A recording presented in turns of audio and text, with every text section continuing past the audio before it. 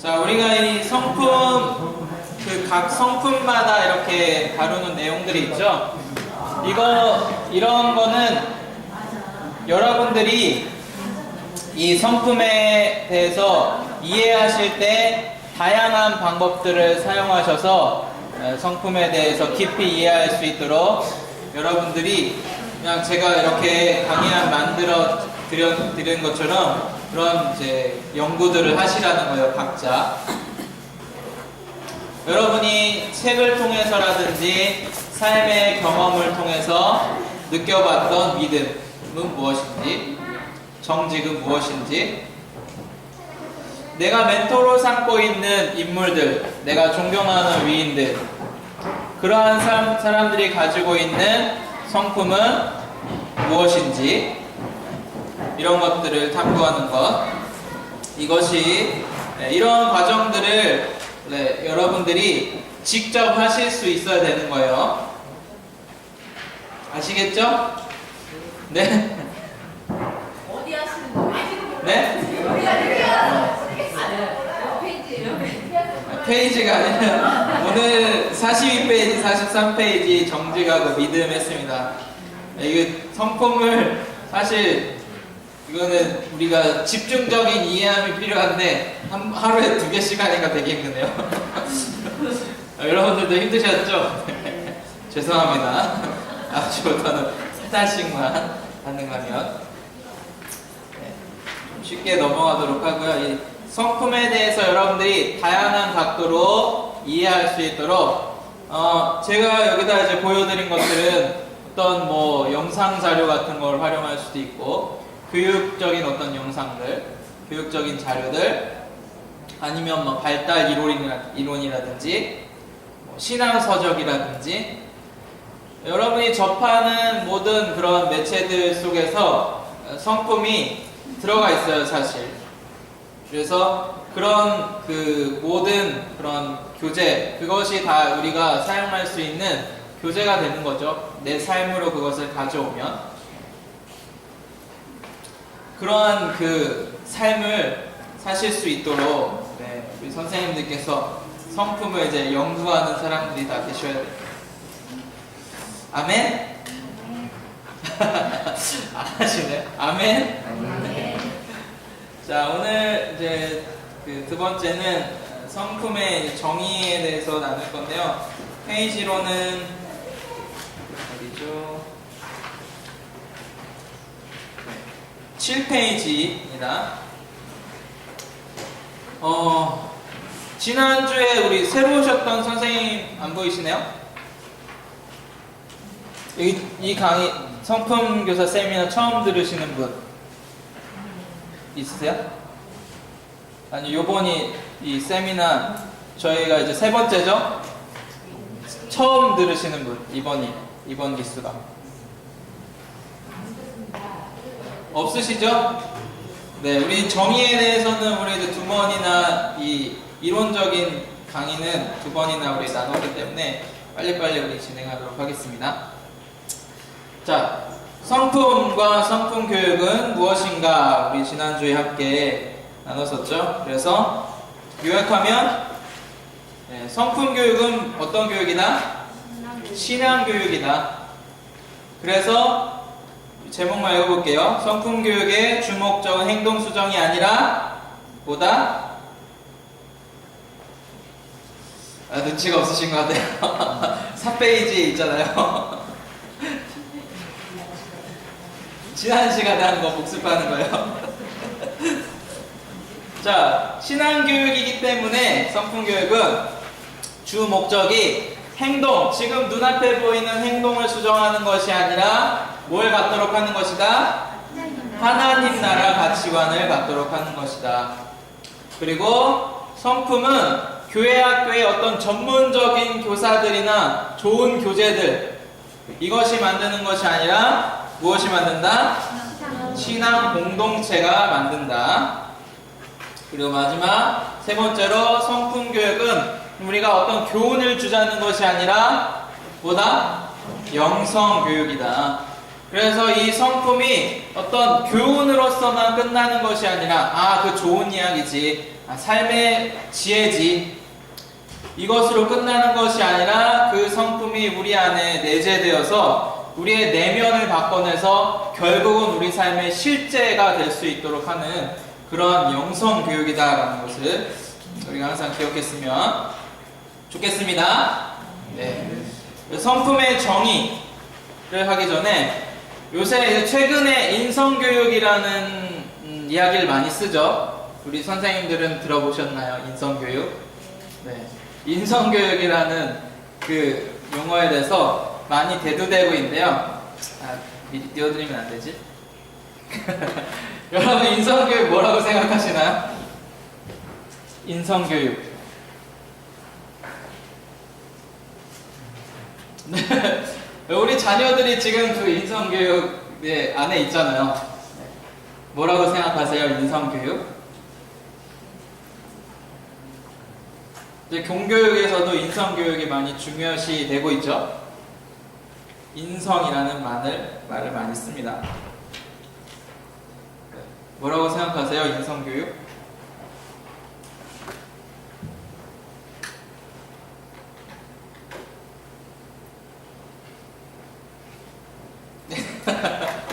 이 어색한 분위기 어떻게 돼? 선생님들이 얘기하시지 않으면 아이들도 얘기 안 하니까. 바른 가치를 내면하는.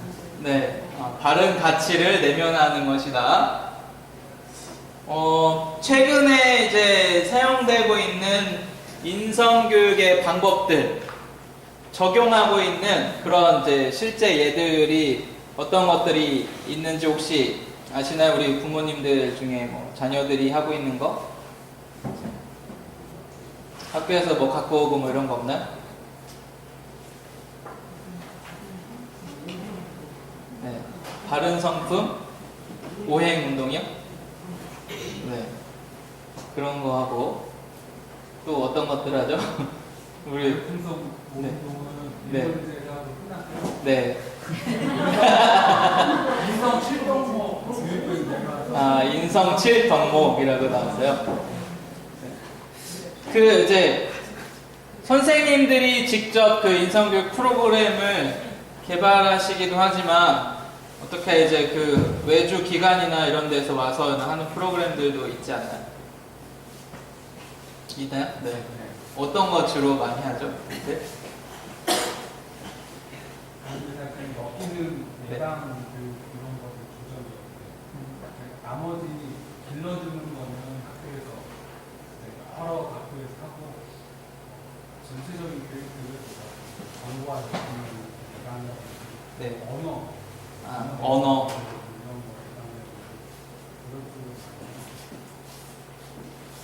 거 이제 뭐 최근 저도 뭐 인터넷 글이나 이런 거에서 보면은 게임 같은 거 주로 활용하기도 하고 뭐 이제 운동 같은 거 대회라든지 그런 거 많이 하고 이제 청소년들 같은 경우는 코칭이나 심리적 그 기법들 사용하는 그런 것들을 많이 다루고 있더라고요.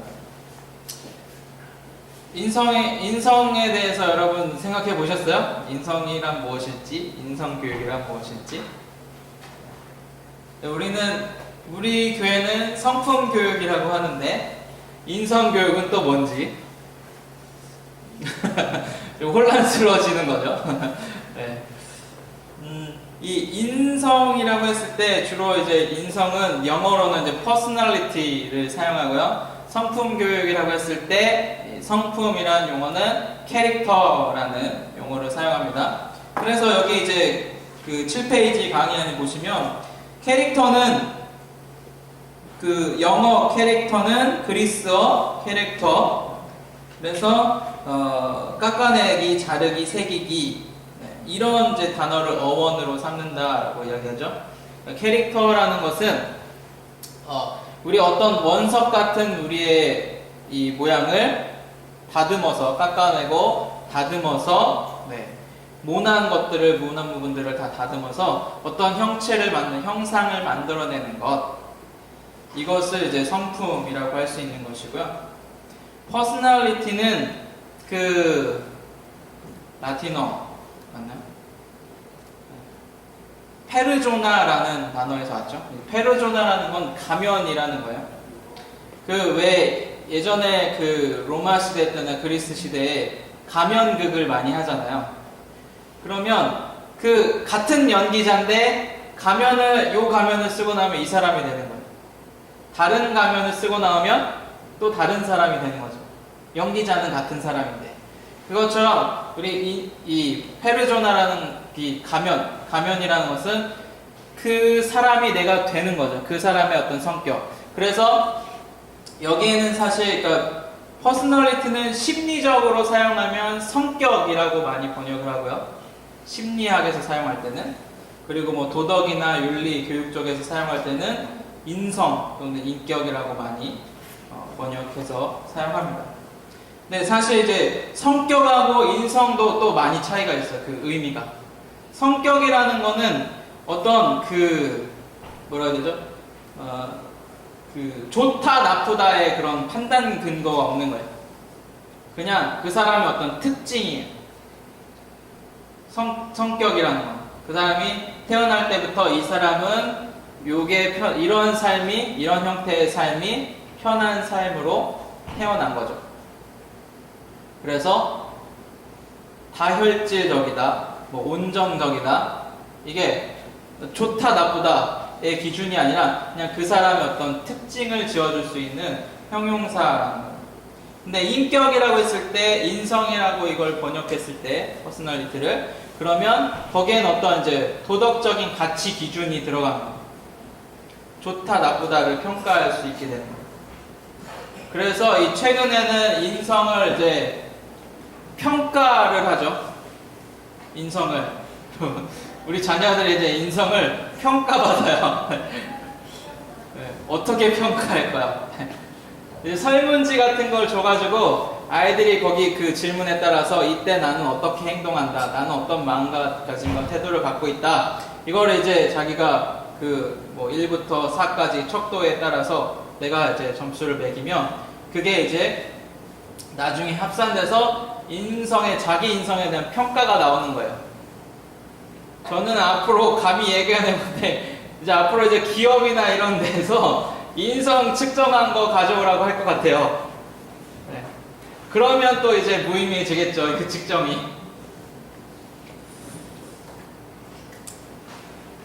근데 스티븐 코비라는 그 자기 개발의 성공하는 7가지 습관이라는 책을 쓰시고, 그 자기 개발의 대가인 사람이 이야기하기를 그 인성이라는 부분, 인격이라는 부분은 빙산의 일각처럼 나와 있는 10분의 1의 부분이라고 이야기해요.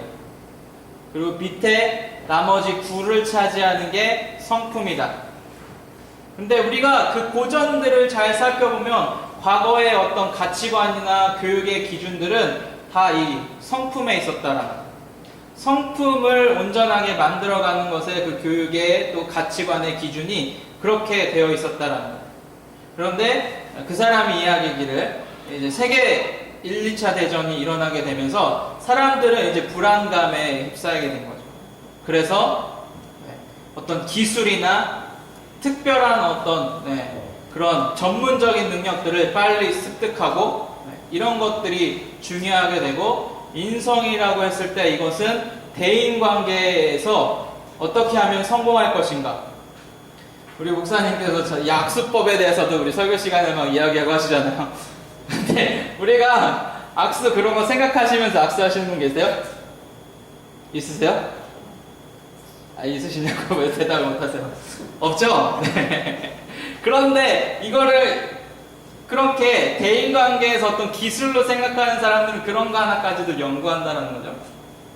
우리 사회가 그래서 그때부터 이 인격 윤리를 더 중요하게 생각하게 된다는 거예요.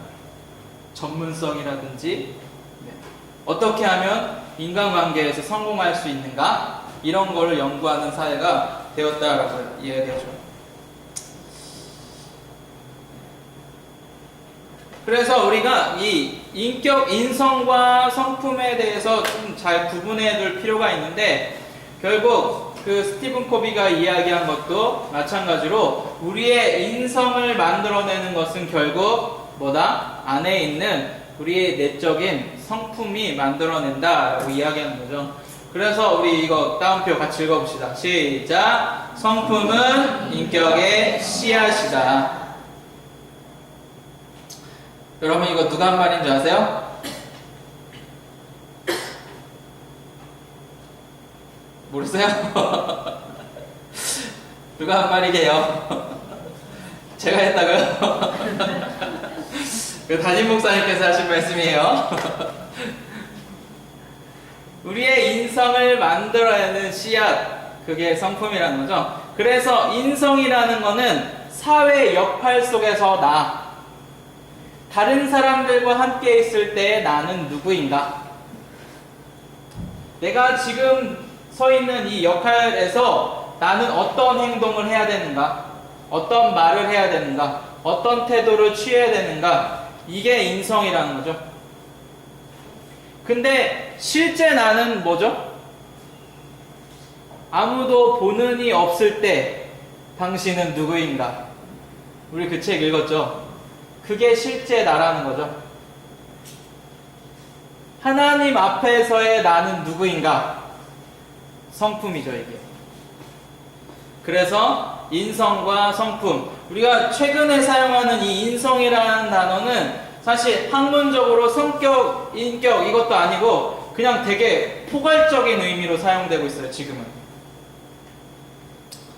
어쨌든 중요한 것은 인성이라고 했을 때 이거는 우리가 이렇게 다 보이는 이 관계 속에서의 나.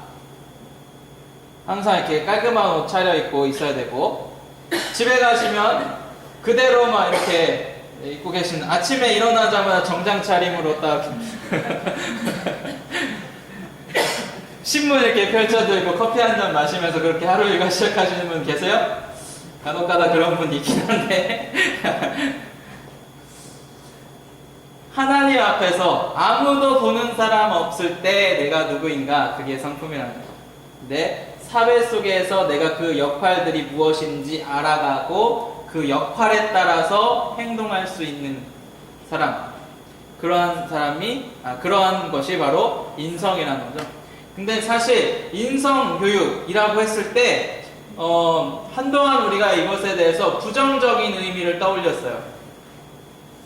왜냐면요, 이게 사실은 우리 이 교육에 있어서 교육 사회에서 지금 이렇게 대두되고 있지만 사실은 이렇게 뭐라고 해야 될까, 중요성이 강조되기 이전에 인성교육은 어디서 사용했냐면 교도소, 거기에서 인성교육을 사용했거든요.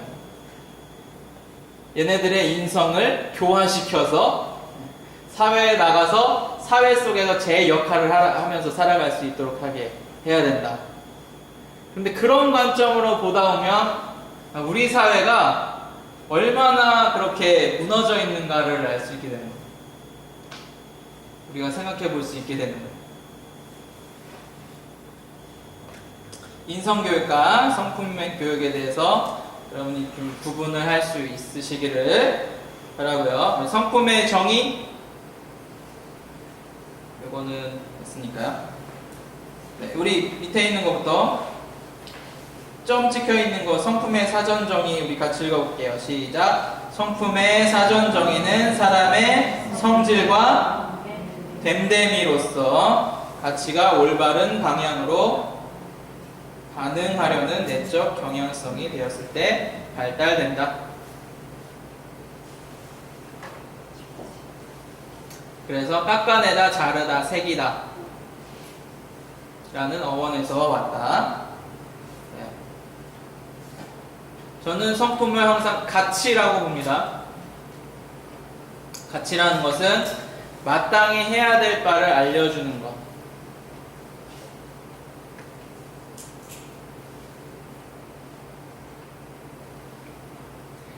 성품 안에 있는 그 가치가 우리가 어떻게 행동할 수 있도록 보여준다라는 거예요. 우리가 어떻게 삶을 살아야 되는지 분명하게 명시해 준다는 거예요.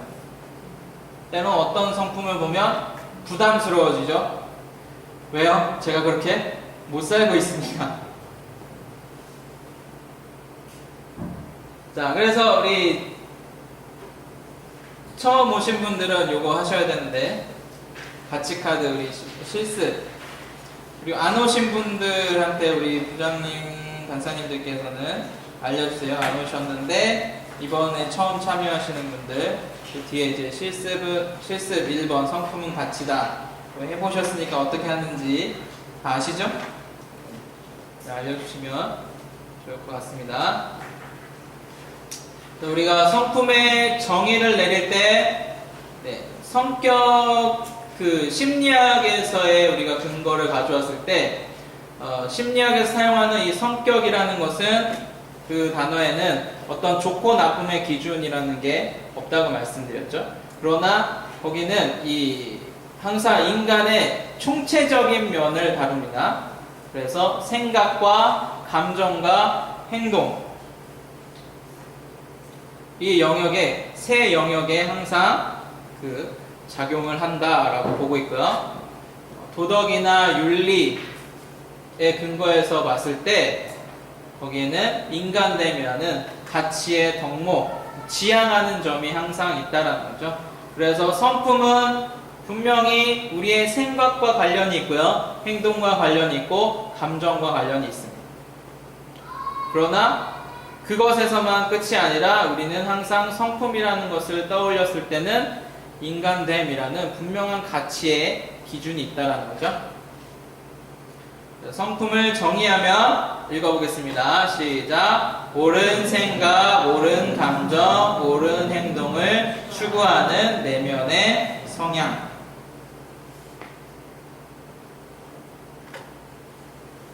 이게 성품의 정의입니다. 적으셨죠?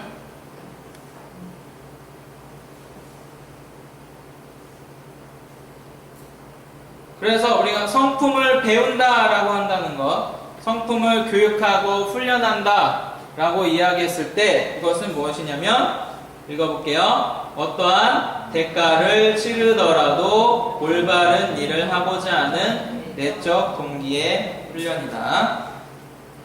중간에 있는 빈칸 채우시면 됩니다.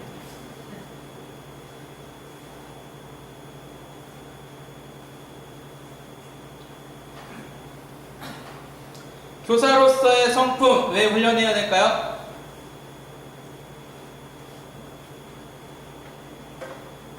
여러분 성품 훈련하고 계신가요? 네?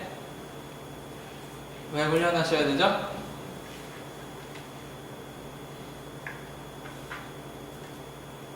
왜 대답을 못하세요? 훈련 안 하세요? 하시잖아요. 가장 기본적인 건 뭘까요? 네, 모범. 모델이 되어야 되죠. 제가 교사가 아이들에게 성품의 모델이 되어야 되죠. 인성적인 측면에서 볼 수 있는 거예요. 보는 이들, 누군가 나를 보고 있다. 교사라는 위치 속에서 마땅히 내가 해야 될 행동들, 그것을 알고 그대로 행하는 것. 그게 이제 표면적인 이유가 될 수 있고요. 두 번째로 더 깊은 차원은 지난 시간에 우리가 나눈 것처럼 우리 공동체를 성품의 공동체로 만들어야 된다. 그래서 우리 베드로 후서 말씀 읽었죠? 믿음으로부터 시작해서 사랑에 이르기까지. 그래서 그 뒤쪽에 가보시면 이런 것이 우리에게 있으면 결국 하나님의 나라가 하나님에 들어가기에 부족함이 없을 것이다 라고 베드로는 이야기하죠. 그래서 우리 교사들은 그 성품, 진리의 가치에 더 근접한 사람이 될 수 있도록 스스로를 단련시키는 사람이 되어야 되고, 우리의 공동체를, 내가 속해 있는 공동체를 성품의 공동체로 만들어갈 수 있는 그러한 성품 운동가들이 되어야 되는 것이죠. 그래서 우리는 성품을 훈련해야 된다고 저는 생각하는데요. 여러분들은 어떻게 생각하시는지 말씀 좀 해주세요. 자, 기독교 성품 교육이란 무엇이냐? 우리 이거 간단히 빨리 넘어갑시다. 네, 첫 번째로 무엇이다? 하나님의 형상을 회복하는 것이다. 네, 하나님께서 우리의 형상대로, 삼위의 하나님의 형상대로 그 하나님의 모양을 따라서 우리를 창조하셨다라고 말씀하셨을 때 이 형상은 우리의 외면적인 것이 아니라 우리 내면에 있는 그 형상을 의미하는 것이죠. 하나님께서 가지신 신적인 본성. 그래서 베드로도 신의 성품에 참여하는 자가 되라. 이 의미는 결국 우리가 하나님의 형상을 되찾는 자들이 되어야 된다는 겁니다. 우리가 죄로 인해서 하나님의 성품과 우리는 멀리 떨어져 있지만 다시 그것을 회복하는 삶을 살아야 된다. 하나님의 형상을 회복하는 삶. 그리고 두 번째로는 읽어볼게요. 시작. 그리스도를 닮음. 말씀도 같이 읽어보겠습니다. 시작. 나는 마음이 온유하고 겸손하니 나의 멍에를 메고 내게 배우라. 그리하면 너희 마음이 쉼을 얻으리니.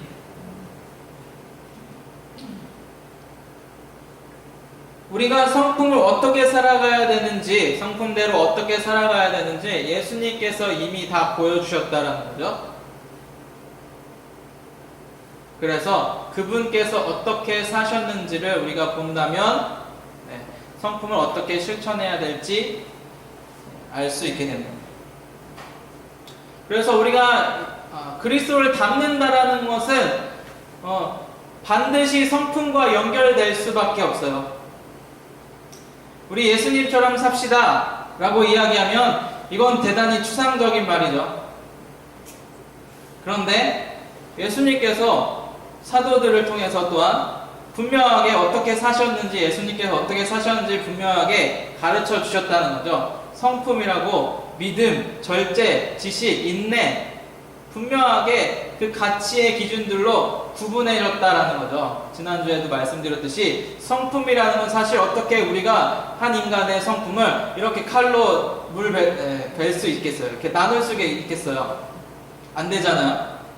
근데 우리가 그것을 예수님의 삶을 우리가 배울 수 있도록 그렇게 가치의 기준들을 인해서 딱딱딱 구분해 놨다는 거죠. 얼마나 교육적인 하나님이세요. 아멘. 자, 세 번째로는 성령의 열매를 맺는 것.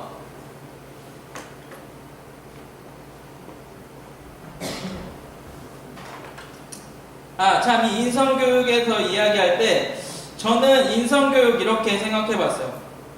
인성교육에 있어서는 이 훈계를 들을 수 있는 귀가 중요합니다. 이 훈계를 받아들일 수 있는 그 귀, 그 마음만 준비되면 사실 인성교육 반은 해결됐다라고 저는 생각합니다. 동의하십니까? 네. 자, 이제 성품의 이런 정의 같은 경우는 여러분 10페이지부터 보시면 부끄럽지만 제가 정리한 논문을 여기다가 집어넣었습니다. 보시면 우리 같이 이렇게 나눈 내용들이 여기 다 들어가 있으니까 직접 또 집에 가서 읽어보시고 이 성품의 이제 정의에 대해서 깊이 생각하실 수 있는 시간들이 됐으면 좋겠고요. 이게 복사를 하다 보니까 그 밑에 각주나 이런 것들이 다 생략이 됐네요. 혹시 필요하시면 제가 가르쳐 드리도록 하겠습니다.